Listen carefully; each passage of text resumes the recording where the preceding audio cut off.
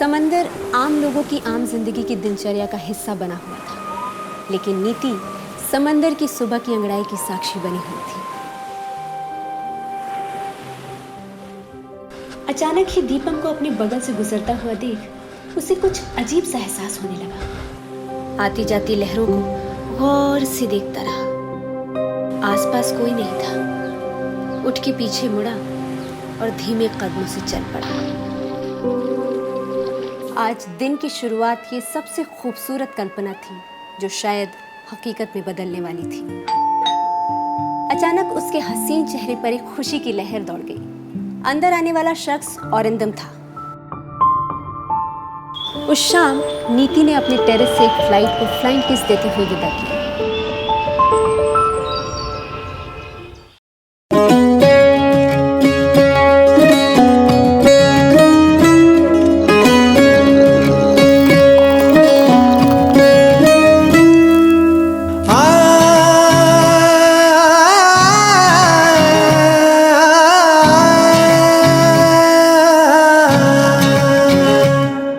एक आँच सुलगती है जब आह भड़कती है, एक आँच सुलगती है जब आह भड़कती है।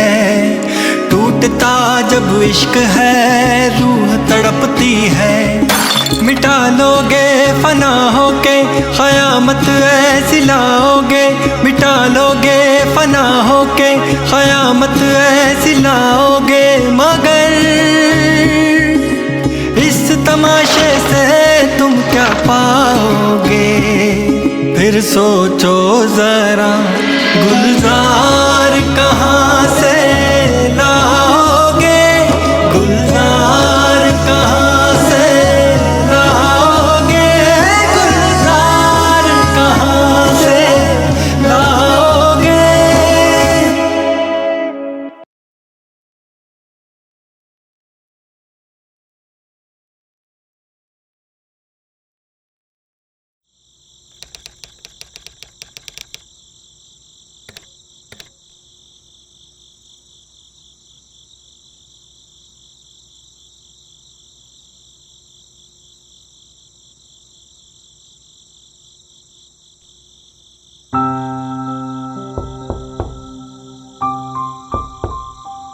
कोई बार बार दरवाजे पर दस्तक दे रहा था।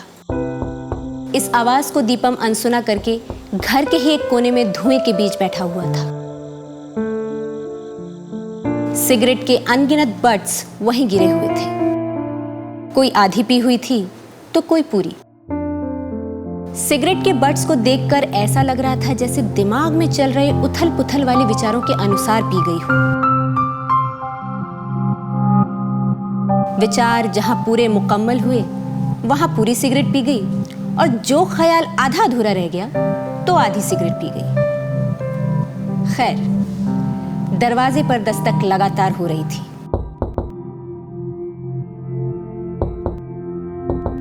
दीपम ने चाहा कि दरवाजा पीट पीट कर कोई लौट जाए, पर ऐसा हुआ नहीं। उसे उठकर दरवाजा खोलना ही पड़ा। दरवाजा खोलकर वो चुपचाप बाहर चला गया और सांची अंदर आ गई।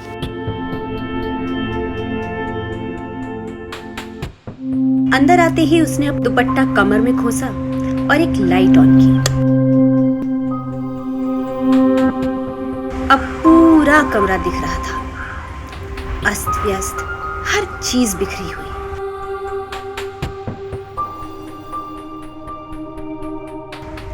गीले कपड़े, अनवॉश्ड बर्तन, कुछ सड़े हुए फ्रूट्स, स्टोव पर बॉयल होकर गिरा हुआ दूध।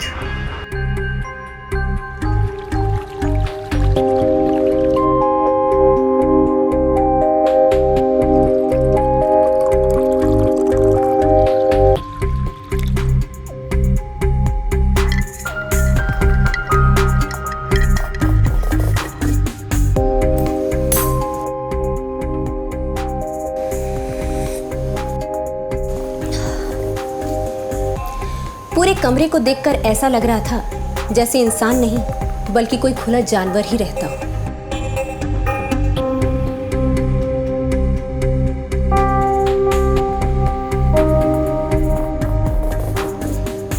ऑन था लेकिन म्यूट था।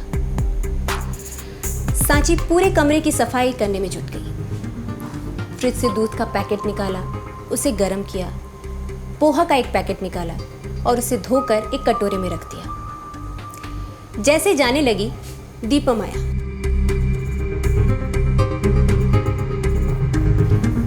अपने जीन्स के पॉकेट से कुछ पैसे निकाले और बिना काउंट किए उसे दे दिए।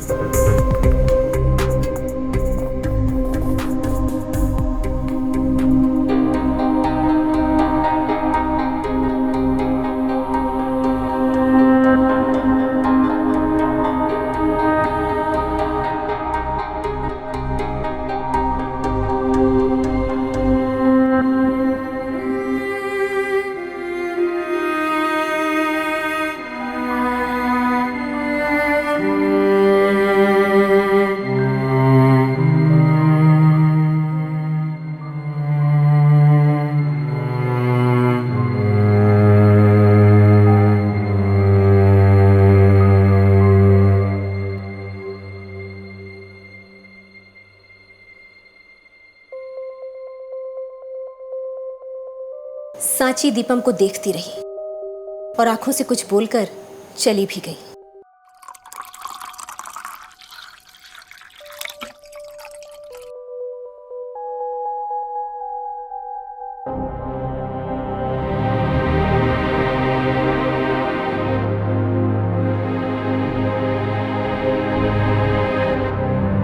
सर, मैं कल नहीं आ सकूंगी। दीदी की तबीयत ठीक नहीं। जीजा जी भी आ गए हैं और दीदी के दोनों बच्चे भी। कुछ दिनों से स्कूल नहीं जा रहे, शायद फीस नहीं भरी है इसलिए। आप अपना ख्याल रखिएगा, बाहर का कुछ मत खाइएगा। फ्रिज में फ्रूट्स बहुत हैं। ये एक मोबाइल नंबर है टिफिन वाली का, घर के जैसा अच्छा खाना बनाती है। आप यहाँ से मंगा के खा सकते हैं। सांची।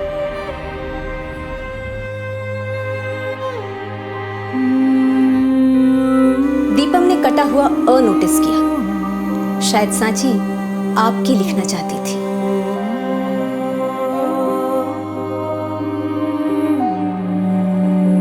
दीपम ने चिट्ठी वहीं रख दी जहां मिली थी। कुछ सोचा, फिर फ्रिज खोलकर देखा। फ्रिज में फ्रूट्स ढेर सारे थे।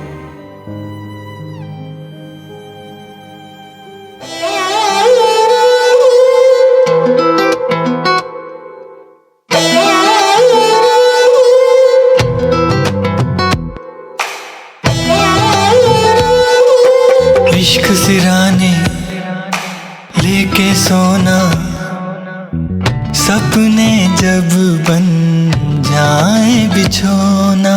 इश्क सिरहाने लेके सोना, सपने जब बन जाए बिछोना। जब कोरा कागज खोजे कहानी, इश्क लिखना कोना कोना।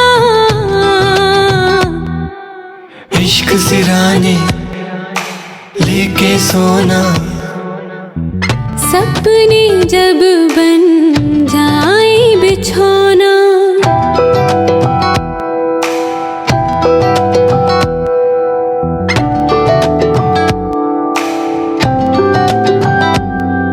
शूल चुभे जब आँखों में, बीज इश्क का बो देना।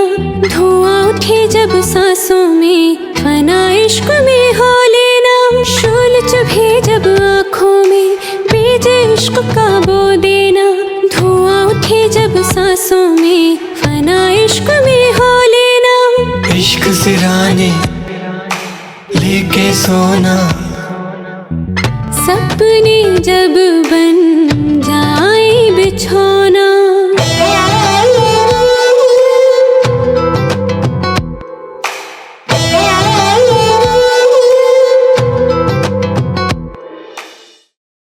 सांची ताज़ा फलों की दुकान पर एक हैंडसम लड़के के साथ फ्रूट्स के भाव नेगोशिएट कर रही थी कि अचानक कोई पीछे से आके सारे फ्रूट्स के भाव पूछने लगा।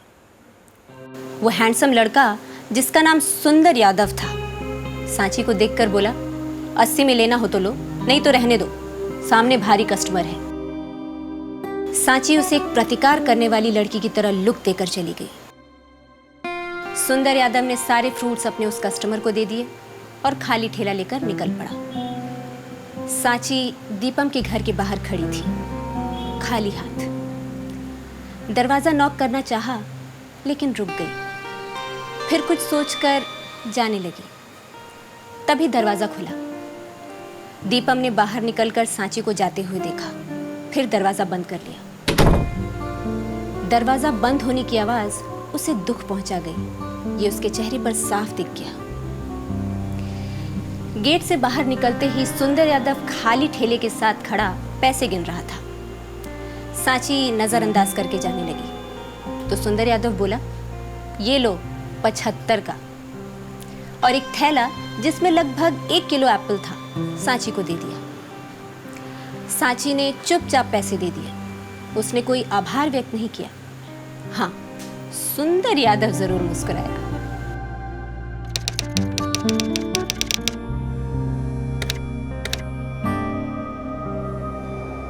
ऑलमोस्ट ढल चुका सूरज, गहरा हो रहा अंधेरा, लोगों की वापसी का नजारा और सन्नाटों की दस्तक। कुछ ही देर में वाकई समंदर भी शांत हो गया और बीच भी। कहीं कहीं अंधेरे में घिरे कुछ कपल्स की आकृतियां दिखाई दे रही थी। फिर कुछ कपल्स की वापसी भी होने लगी। वापस लौट रहे कपल्स में नीति और विश्वा भी दिखाई पड़े। ऐसा लग रहा था बहुत कुछ एक दूसरे को कह चुके थे और एक दूसरे की सुन भी चुके थे। नीति के बगल से अचानक ही बुलेट की रफ्तार से दौड़ता हुआ दीपम निकला, हाँफता हुआ। नीति जब तक मुड़कर कुछ समझने या भापने की कोशिश करती, दीपम अंधेरे में गुम हो चुका था। कुछ पल के लिए नीति रुकी भी, लेकिन विश्वा आगे बढ़ता रहा।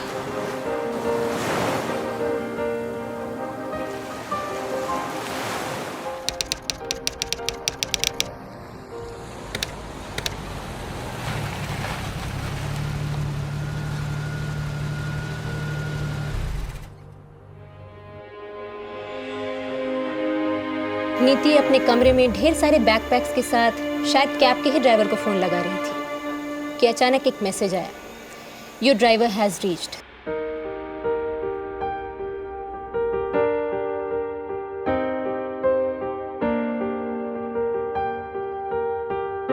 उसने बैकपैक्स को बाहर निकाला। विश्वा बाहर ही खड़ा स्मोक कर रहा था। उसने पूछा, मैं हेल्प कर दूं? नीति ने कहा, नहीं, इतना भी भारी नहीं है। चलो, ये तो नहीं कहूंगी कि फिर मिलेंगे, लेकिन बाय चांस कहीं मिल गए तो पहचानना मत। मैं सब कुछ यहीं छोड़कर जा रही हूं।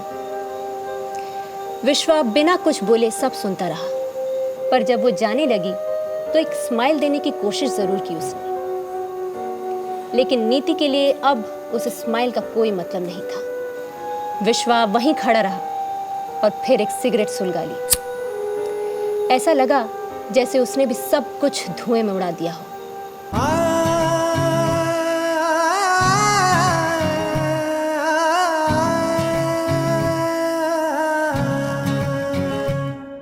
एक आँच सुलगती है जब आह भड़कती है, एक आँच सुलगती है जब आह भड़कती है, टूटता जब इश्क है रूह तड़पती है, मिटा लोगे फना होके क़यामत ऐसी लाओगे, मगर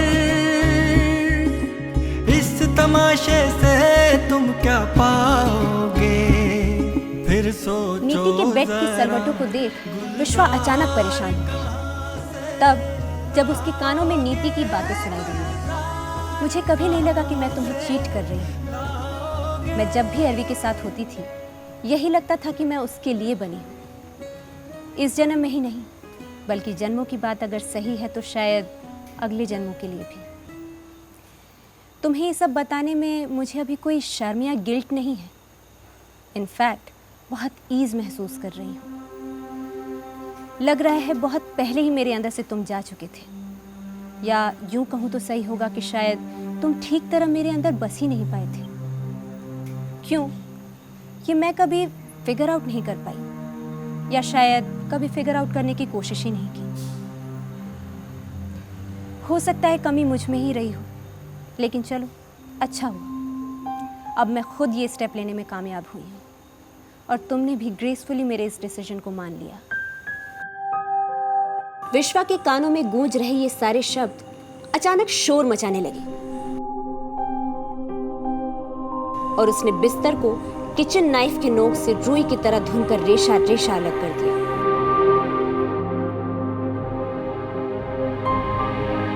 शायद इस वक्त नीति होती तो उसे भी वो इसी चाकू के नोक से तार तार कर देता। विश्वा सिगरेट का एक कश लेता है और सब कुछ धुएं में उड़ा देता है।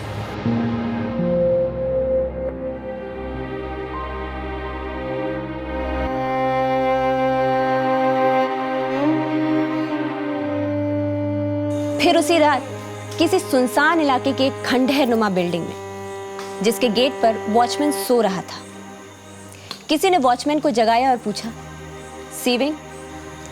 वॉचमैन बिना कुछ बोले वापस सो गया। अचानक एक फ्लैट का डोरबेल किसी ने बजाया। दरवाजा नीति ने खोला। पीछे से किसी और लड़की की आवाज आई, कौन है? नीति कुछ समझ पाती इससे पहले ही चाकू से किसी ने उसके पेट में कई बार स्टैब किया।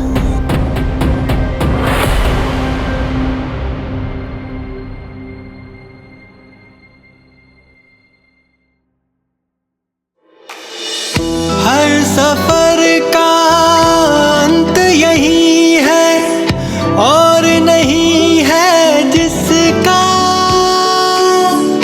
हर सफर का अंत यही है और नहीं है जिसका, वो है इश्क सलोना।